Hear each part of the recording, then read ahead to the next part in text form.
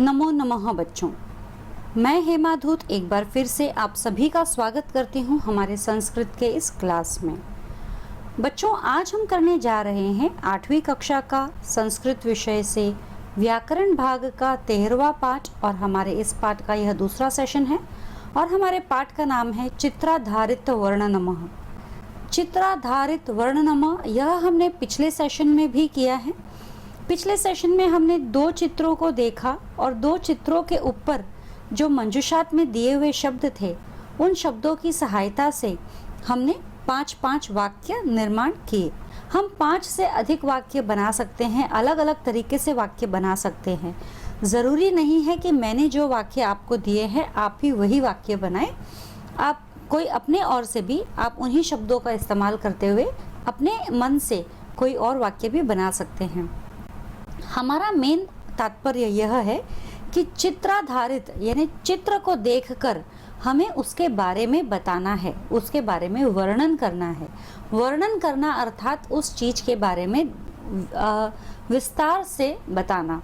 जैसे कि अब जो अगला चित्र मैं आपके सामने बताने जा रही हूँ उस चित्र में पहले हम चर्चा करेंगे आपस में अर्थात यहाँ बोलने वाली तो मैं ही हूँ, लेकिन यदि आपको इसमें कुछ भी लगे तो आप मुझे कॉल कर सकते हैं। आप मुझे कॉल करके आपके क्वेश्चंस इसके सामने आप रख सकते हैं या आपके जो सेंटेंसेस है आप वो भी इसके सामने रख सकते हैं। तो हम बढ़ते हैं आज के हमारे पहले स्लाइड की तरफ। ये जो सेकेंड सेशन है चित्राधारित वर्णनमः का। चित्रं पश्यत मंजूषायां प्रदत्तानां शब्दानां सहायता चित्रवर्णनम कुरुत। यानी कि ये चित्र देखिए और फिर बाद में मंजूषाया में यानी कि ब्रैकेट्स में कुछ वर्ड्स दिए गए हैं, उन वर्ड्स को देखकर या उनकी सहायता से चित्र को वर्णन कीजिए और 5 वाक्य जो है हमें बनाने हैं।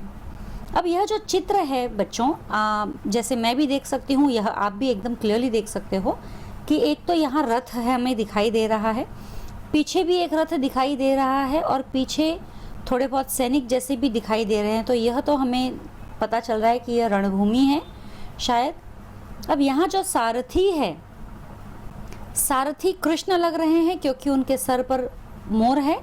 तो अर्थात यह महाभारत के दृश्य में से एक दृश्य है जिसमें कृष्ण भगवान जो है अर्जुन के सारथी बनते हैं। तो पीछे जो बैठा है वह अर्जुन होगा, जो हाथ जोड़े खड़ा है, बैठा है, खड़ा नहीं बैठा है। कृष्ण उसे कुछ कह रहे हैं और वह सुन रहा है। इस चित्र को देखकर हम ये चीज़ें पता कर सकते हैं, बात कर सकते हैं। अश्व, इसमें 2 अश्व दिखाई दे रहे हैं। 2 अश्व, जैसे पूरे अश्व तो नहीं दिखाई दे रहे हैं, जो चित्र में आधा ही अश्व दिखाई दे रहा है उसमें 2 पैर इधर है, 2 पैर उधर है। तो डेफिनेटली 2 अश्व इस रथ में बंधे हुए हैं। मंजूषात जो है हमारा,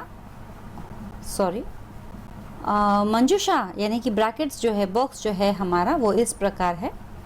रथम सारथी श्री कृष्ण, जैसे रथ है सारथी है, श्री कृष्ण सारथी बने हैं, जो रथ चलाता है वे सारथी बनते हैं श्री कृष्ण।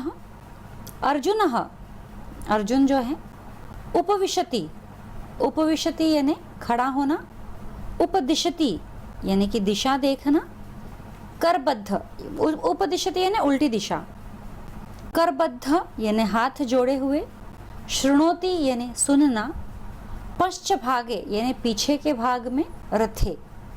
तो इस तरह से ये शब्द दिए गए हैं और इन शब्दों को हम आसानी से वाक्यों में प्रयोग कर सकते हैं।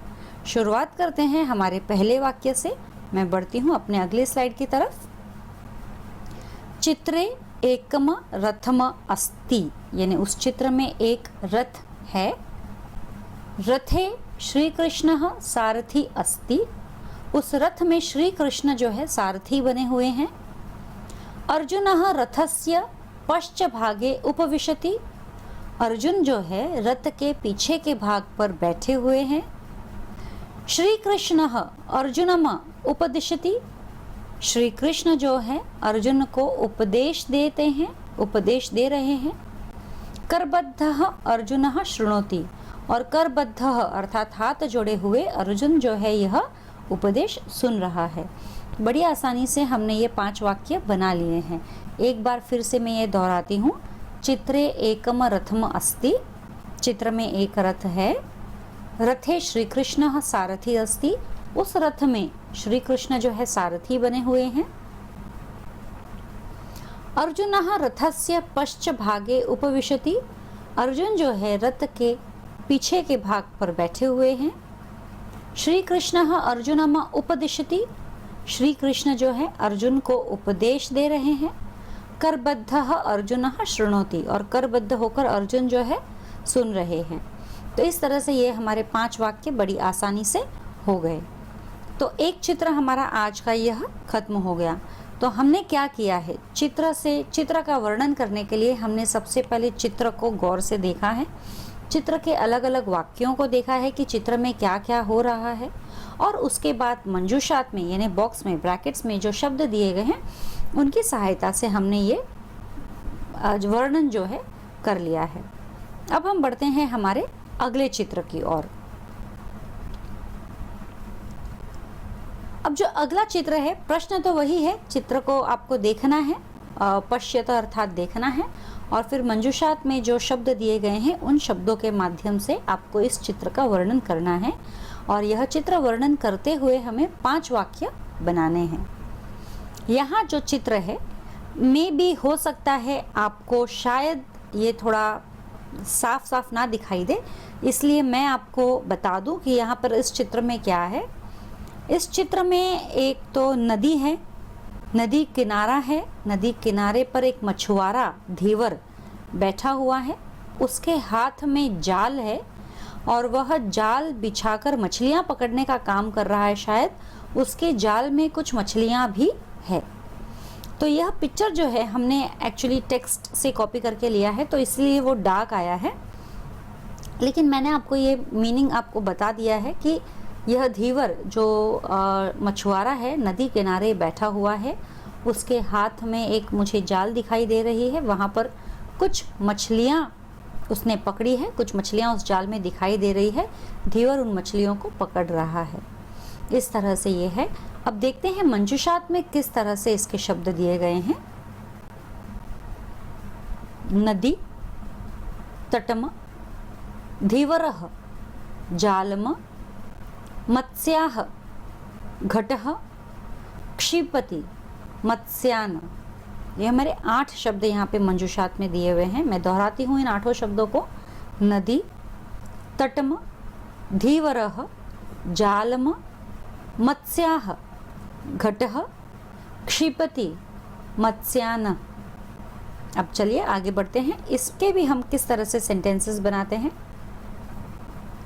चित्रे एका नदी अस्ति, चित्र में एक नदी है तो चित्रे एका नदी अस्ति। नदी तटे एकः धीवरः अस्ति, नदी के तट पर एक धीवर है। नदी तटे एकः धीवरः अस्ति। धीवरस्य हस्ते जालम अस्ति, धीवर के हाथ में जाल है। धीवरस्य हस्ते जालम अस्ति। जाले मत्स्याः सन्ति, उस जाल में क्या है, मछलियाँ। जाले मत्स्याः सन्ति। धीवरः मत्स्यान् घटे क्षिपति, धीवर जो है उन मछलियों को पकड़ के घट में यानी दूसरे घट में डाल रहा है, पकड़ के डाल रहा है, भर रहा है। तो इस तरह से ये हमारे 5 वाक्य बड़ी आसानी से हमने बना लिए। चित्रे एका नदी अस्ति, नदी तटे एकः धीवरः अस्ति। धीवरस्य हस्ते जालम अस्ति। जाले मत्स्याः सन्ति। धीवरः मत्स्यान् घटे क्षिपति। तो इस तरह से ये हमने 5 सेंटेंस बना लिए हैं। आप आपके आसपास में देखिए, आप आपके आसपास में, आप घर में बैठे हैं, आप बाहर काम करते हैं, तो आप वाक्य बनाने की कोशिश कीजिए। एक एक वाक्य बनते बनते ही आपका वर्णन बढ़ेगा, वर्णन से निबंध आप बना पाओगे। ऐसे कई तरीके के राइटिंग स्किल्स जो है संस्कृत में भी लेखन कार्य आप आसानी से कर पाओगे इन छोटे छोटे वाक्यों के द्वारा। तो यह हमारा दूसरा चित्र था और इस दूसरे चित्र में भी हमने 5 सेंटेंसेस बना लिए हैं। पहला हमारा चित्र था श्री कृष्ण और अर्जुन का, जिसमें श्री कृष्ण उपदेश दे रहे हैं और वे रथ में सारथी बने हुए बैठे हैं और पीछे, रथ के पीछे जो है अर्जुन बैठा हुआ है और हाथ जोड़े श्री कृष्ण के मुख से निकले हुए सारे शब्दों को वो सुन रहा है, उपदेश को सुन रहा है। दूसरे चित्र में धीवर था। धीवर नदी किनारे तट पर बैठा है। धीवर अर्थात मछुआरा, और वह नदी तट पर बैठकर मछलियां पकड़ रहा है। उसके हाथ में मछली का जाल है और उसके जाल में काफ़ी सारी मछलियां फंस भी गई है और उन मछलियों को वह पकड़ पकड़ के अपने घट में डाल रहा है, पकड़ के डाल रहा है। तो इस तरह से ये हमारे 5 सेंटेंसेस दोनों कॉम्पोजिशंस के हो गए। एक बार फिर से दोहराती हूँ, कोई भी कॉम्पोजिशन, चित्र वर्णन जो यदि हमें करना है तो चित्र वर्णन में पहले आप चित्र को देखकर ही सारे धातु समझ जाइए, सारी क्रियाएं समझ जाएं, और उन क्रियाओं को बाद में जो शब्द आपको दिए गए हैं उन शब्दों के माध्यम से या उन शब्दों के मदद से आप उसे सेंटेंसेस में फॉर्म कर सकते हैं। तो आज ये हमारा सेशन जो है, so what did we learn today बच्चों, आज यहाँ हमने क्या सीखा? आज हमने चित्र जो है, ये हमारा सेकंड सेशन था, चित्रधारित वर्णनमा। सेकंड सेशन में हमने वापस से 2 चित्र को वर्णन किए, 2 चित्र के वर्णन किए हैं यहाँ पे हमने, जिसमें हमने यह सीखा है कि चित्र को हर एक बारीकी से हमें देखना चाहिए, एक एक शब्द उनके पकड़ने चाहिए और फिर उन्हीं शब्दों के माध्यम से जो हमें बॉक्स में भी दिए जाते हैं, उन्हीं शब्दों के माध्यम से, उनकी मदद से हम एक अच्छे सेंटेंसेस बना सकते हैं। तो इसके साथ ही हमारा आज का ये सेशन यहीं पर समाप्त होता है। हम फिर मिलेंगे अगले सेशन में, अगले चैप्टर के साथ में, अगले सेशन में।